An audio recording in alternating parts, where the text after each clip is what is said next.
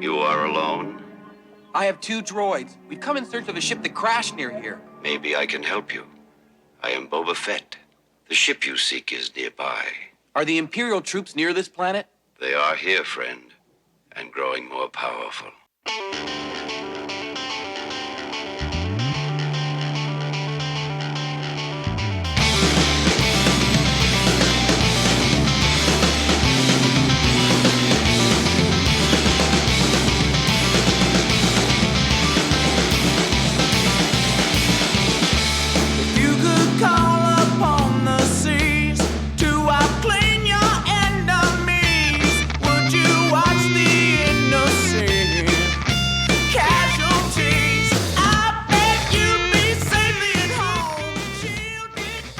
Oh, greetings once again, Bucketheads.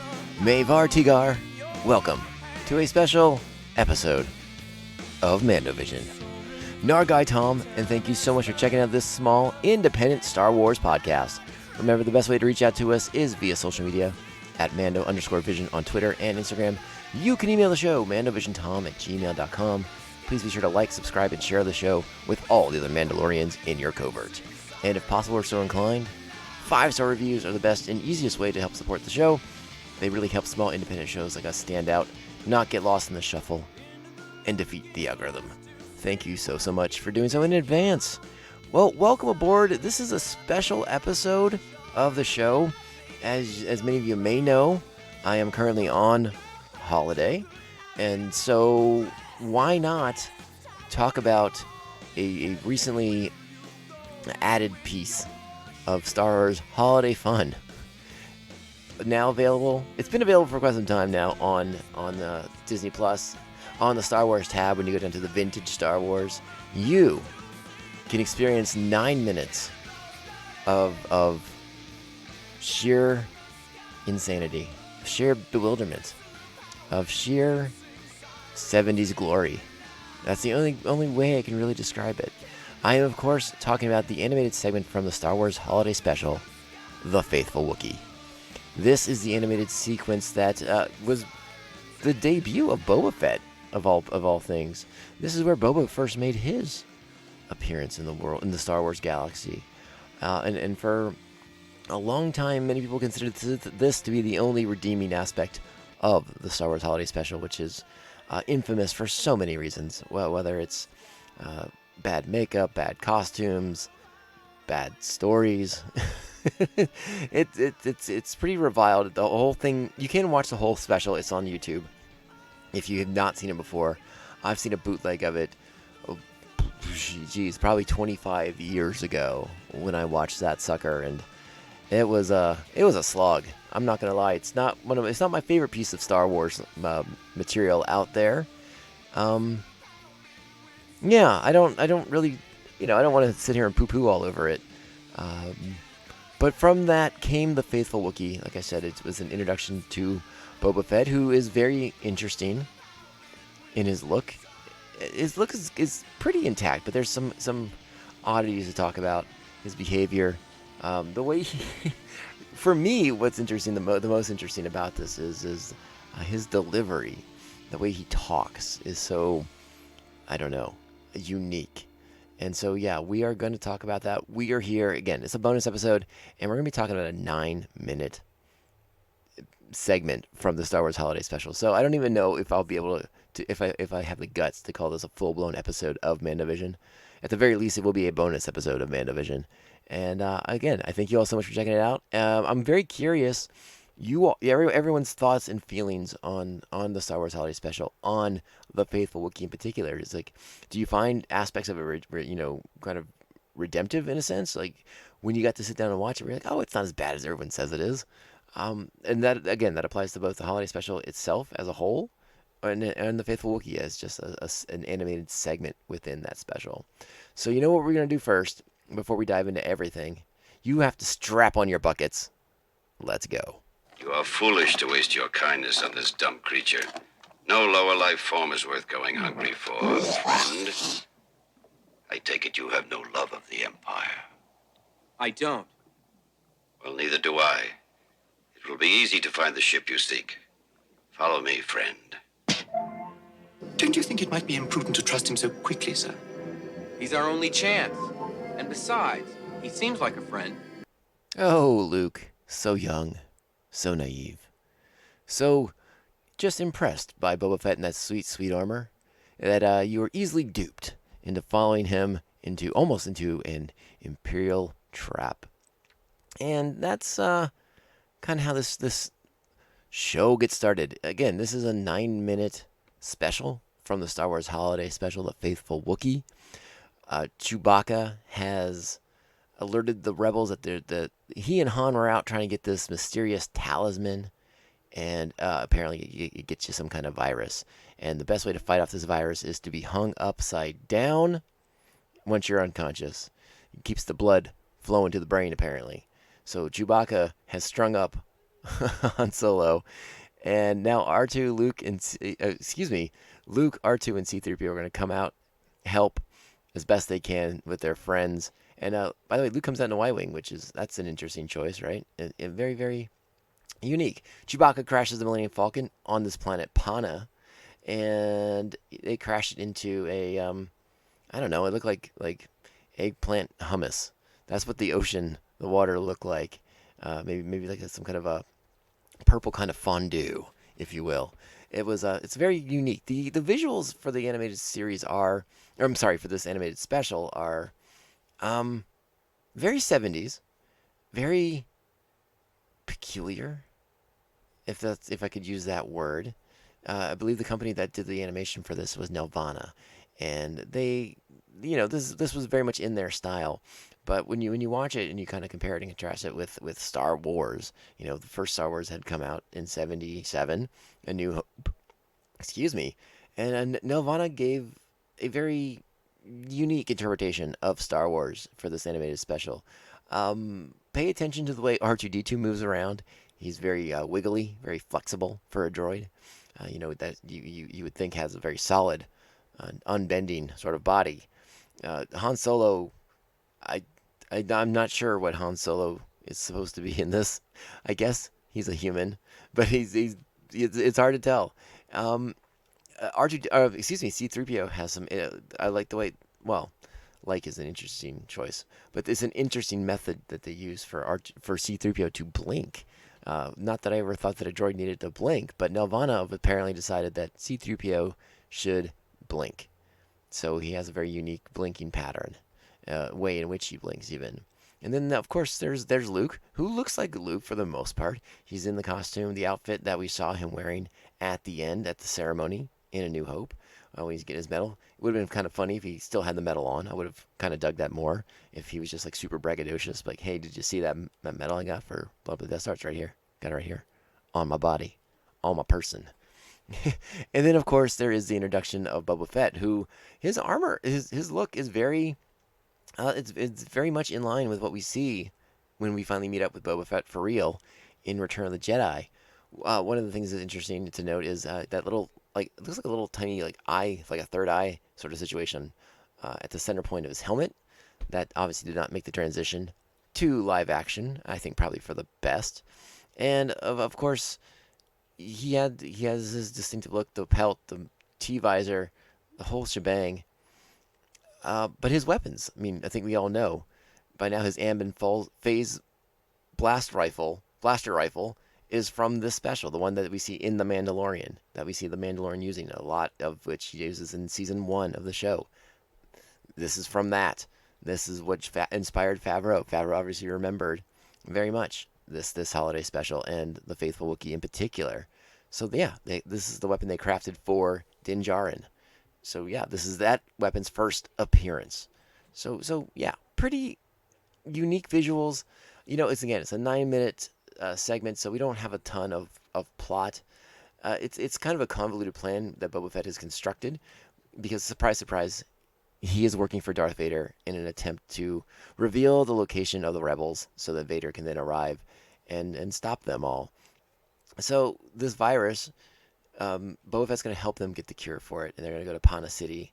He and Chewbacca, because now Luke is sick. He's been infected by it already. So C-3PO and R2 are going to hang out at the base, on the Falcon, and take care of the two humans who are now sick.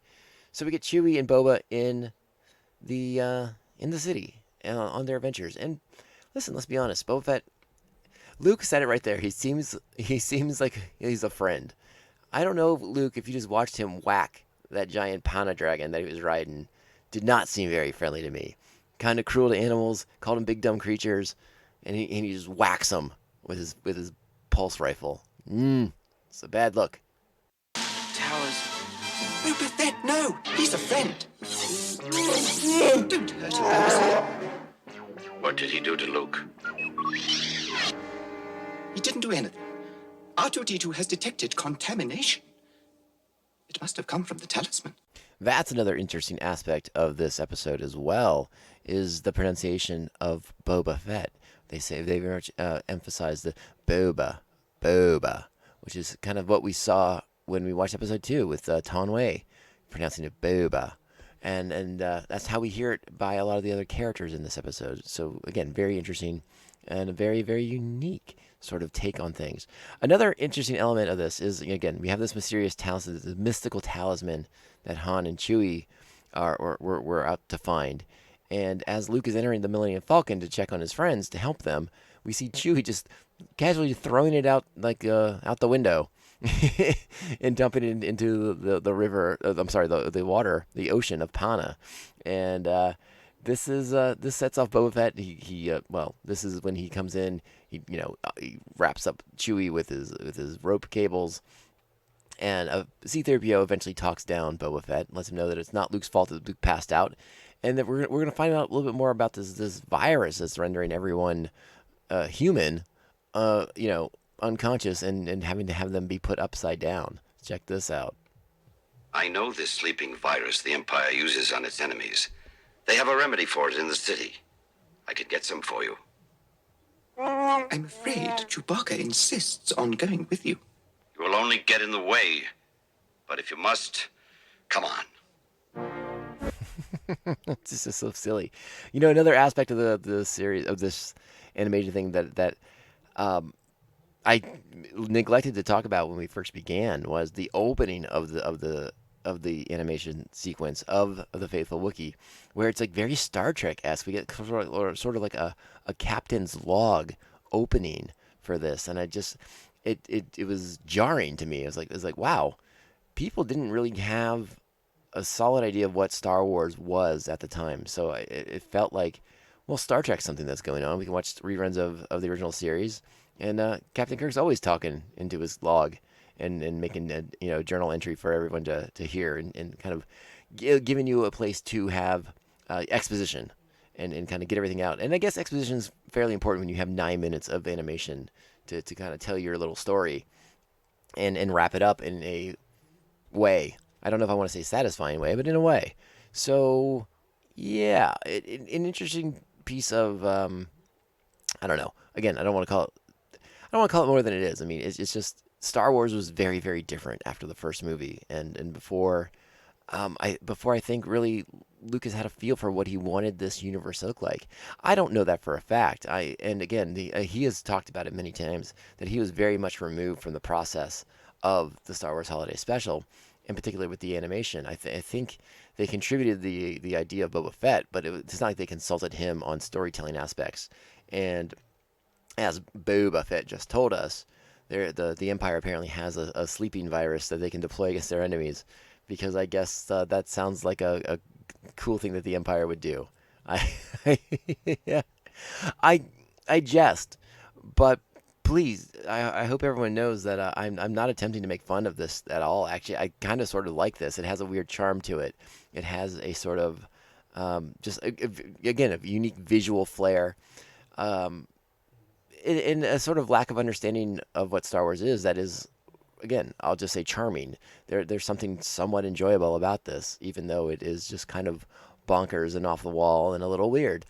And I don't, again, I do not dislike this at all. It's just this quirky piece of the Star Wars history that we should all pay attention to and acknowledge. And I mean, if Disney Plus is going to give it enough attention to put it on its platform, then we should honor it. And we'll talk a little bit more about the holiday special in general after we kind of wrap up the review of the Faithful Wookiee. But yeah, interesting stuff. So here's one of those log entries that I was talking about. This is the one from the middle of the episode that kind of spoils Boba Fett's inevitable reveal as being a not maybe the best faithful friend for this story, like Luke seems to think he is.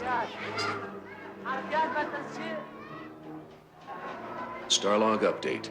Although Boba Fett quickly located the serum for the sleeping virus, we had no idea of his real plan. The way he sort of like moseys on over to this thing is hilarious, and I love it. Let's go ahead and cut back to the Millennium Falcon where C-3PO is monitoring the life signs of Luke and Han, and R2 just seems to be monitoring communications when he comes across a vital piece of information. Of information that we need for the episode. Try to find them on the view screen. Darth Vader. Good work, but I want them alive. Now that you've gotten their trust, they may take you to their new base. This time we'll get them all. I see why they call you the best bounty hunter in the galaxy. Oh no. What will we do now? I mean, it's pretty nice when you get Darth Vader telling you that you're the best bounty hunter in the galaxy. I mean, he just drops it in a conversation with you. Person to person. No one, that it's hilarious. I love it. I love this thing. It's ridiculous. It's silly. It's fun, but it has this wonderful, again, I can't use another word for it, but this quirky charm. Maybe that's not the right word, but it's quirky and fun. If you don't want to use charming, it's just silly. It's so silly, and I dig it. And the look of the stormtroopers, again, Nelvana's animation is so interesting. The way they sort of bring their style and meld it in with the Star Wars that we know so well. Even if it is just from that first film back in '77, they did a fine job. There probably wasn't a ton of reference available for them, but the stormtroopers' look is so interesting. The helmets are so big and kind of puffy, especially towards like the front. It's almost like a weird kind of muzzle on the stormtrooper helmets. It's such a fun, interesting, weird design, and I don't know. There's something about it that I just am like, that's weird. I don't know. I just like it. All right, so we got to wrap this thing up. But so Boba's brought the cure for the virus back. Han and Luke are recovering, and again, this is sort of like his plan with Darth Vader, that Boba Fett's going to infiltrate the Rebel Alliance here and be able to give away the location of their base so that the Empire can swoop in. But yeah, let's kind of reveal things here. Says our friend Boba found serum for the talisman virus. Boba, you're a hero and a faithful friend. You must come back with us. What's the matter with R2? I'm afraid, sir, it's because you said Boba is a friend and faithful ally. That simply does not feed properly into R2's information bank. What are you talking about? We intercepted a message between Boba and Darth Vader, sir. Boba Fett is Darth Vader's right-hand man. I'm afraid this whole adventure has been an Imperial plot. We'll meet again, friend. And then Boba Fett just rockets away. It's brilliant. I don't know. It's just, I don't think we talked about Boba's use of just calling everyone friend. We'll meet again, friend. It's just weird and wild and so interesting. And the look on Luke's face as he realizes that this strange masked man that he just met 5 minutes ago is not who he claims to be. Bewildered. Luke is obviously bewildered by what has just occurred as Boba Fett rockets out the top of the Millennium Falcon to report back to the Empire, one would imagine. And we also find out that Chewbacca didn't trust him very much, and he has a very interesting reason why.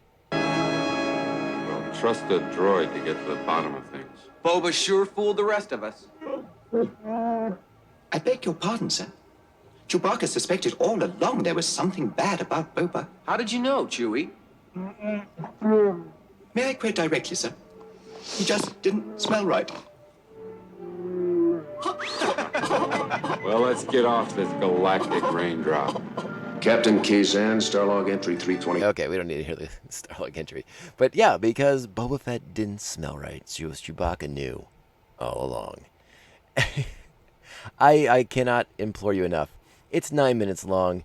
It's weird. It's strange. It's a little bizarre. But it's worth your time. Check it out. It is this sort of fun anomaly in Star Wars history and Star Wars lore that for many many decades was disavowed and ignored and not made. It was sort of like the redheaded stepchild. Forgive me, redheads out there, but to use a phrase, like it was something that was not talked about. It was something that was best left forgotten. It was for the longest time you could only watch this thing from conventions, but from bootlegs you would buy at conventions, at comic book shows. And that's how it lived for the longest time. And then obviously the internet came and someone got it up on YouTube, and that's how another group of people would start to watch the Star Wars Holiday Special, in particular the faithful Wookiee, because people wanted to see Boba Fett's origins, his sort of debut into Star Wars and what it was like. Yeah, it's just quirky. It's the best way I can describe it, and I don't mean it in a bad way or a good way. It's just, again, it's a weird, quirky anomaly that's kind of fun and ridiculous, especially if you don't take it too gosh darn seriously. So go check out this interesting piece of Star Wars lore. Particularly because it seems that elements of the Star Wars Holiday Special are becoming more and more, are being reintroduced back into the fold. We talked about the Ambin pulse phase rifle that Boba Fett uses in this episode being the weapon that Din Djarin has in The Mandalorian in seasons 1 and 2. Because Favreau and Filoni and these guys who, grew up watching the Holiday Special in '77, I'm sorry, in '78, they had an affinity for it. They had a connection to it, an emotional attachment to it, and obviously, also from the Holiday Special, Life Day. The Star Wars Holiday Special is what gave us Life Day. Life Day was reintroduced in the first episode of The Mandalorian in season 1. So elements of Life Day are coming back. Everything is coming back. And Marvel's announced that they're doing a new Star Wars Holiday Special one-shot comic book coming out this year. It's going to be 4 stories that celebrate Life Day. It's going to be a lot of fun. So all these things are kind of coming back into play. And it's going to be... I'm excited about it. I'm not going to lie. I like this... re-examining a piece of history that was kind of like thrown away, and embracing it, bringing it back to the fold, embracing it in a new fun way, and spinning it in a way that makes the fans excited and helps you tell fun stories. So it's really, really cool. Here, I'll give you the quote from the announcement that was off of StarWars.com. This is from a couple weeks ago, so people may know this already. But it's Life Day is the last thing on Han Solo's mind when he and Chewbacca find themselves outgunned and under fire. But Chewie won't give up hope, remembering the lessons of Life Days past and present. As for Life Days yet to come, well, they'll have to survive the night first. We got some amazing talent on this book. Writers Kevin Scott, Justina Ireland, Jody Hauser, Steve Orlando. They have a couple different covers. Phil Noto's doing one. Jan Sema's doing one. It's going to be really, really neat. And I am pretty excited for it. There's also talk that one of the stories is going to be from the High Republic, which makes a ton of sense. Kevin Scott and Justina Ireland are writing books set in the High Republic era. So it'll be really, really cool. I'm excited about that. And, actually, it's going to be Justina Ireland's writing that Life Day story about the High Republic with the Jedi's premier Wookiee of the time, Bariaga. Excuse me, I almost forgot his name for a second there. So yeah, get ready, embrace these things. Let's go and reconnect with it. I'm sort of curious if it's only a matter of time until we get the entire holiday special available to watch at some point. Yes, no. Do you want to see that thing available again? Are you content watching it on YouTube with 75 advertisements every 2 seconds, or you think it's best left in the back of the Star Wars closet, and just sort of buried underneath some dirty clothes? Boba Fett's dirty laundry, if you will. And yeah, I don't know. It's weird, and the parts of the holiday special featuring actual actors, live action stuff, is not good. It's not good. There's weird musical numbers. It's probably best left behind, but again, there are elements that can be pulled and made part of the Star Wars canon, and it sort of embraces the weirdness, the wildness that was the Star Wars Holiday Special from 1978. Can you dig it? I think you can. I think you can. So let's get ready to embrace that comic book. You know, we'll be talking about that comic when it comes out. Let's see. If it's coming out in November, it means I'll probably get a chance to talk about it in December, right before the Christmas holidays. Christmas holiday, Hanukkah, all the December holidays that are lined up. We'll have that book to talk about, so it'll be a lot of fun. All right, and yeah, I guess we'll wrap it up at that with this point. So, thank you for listening to this weird anomaly of an episode. Again, we just figured I'd throw this one out there while I was on vacation, and we're talking about holidays. Like, I'm on a holiday. We can talk about the holiday life day. Why not? Let's get into it. Thank you so much for listening to this special bonus episode of Mando Vision Podcast. My name is Tom, Narguy Tom, and it truly means the world to me that you all take the time to download, listen, and share this show with all your friends, family, loved ones, and of course, the other Mandalorians in your covert. Remember, we are on social media at Mando_Vision, Twitter and Instagram. Please email the show, mandovisiontom@gmail.com. Be sure to like, subscribe, and share the show with all the Mandalorians in your covert. I already said that part. So, if possible or so inclined, 5-star reviews, the best and easiest way to help support podcasts that are small and independent, just like us. We truly, truly appreciate it. All right, everyone, stay safe, stay smart, stay awesome, stay in your buckets. I'll see you soon. And remember, this podcast can only end one way. This is the way. This is the way. This is the way. This is the way.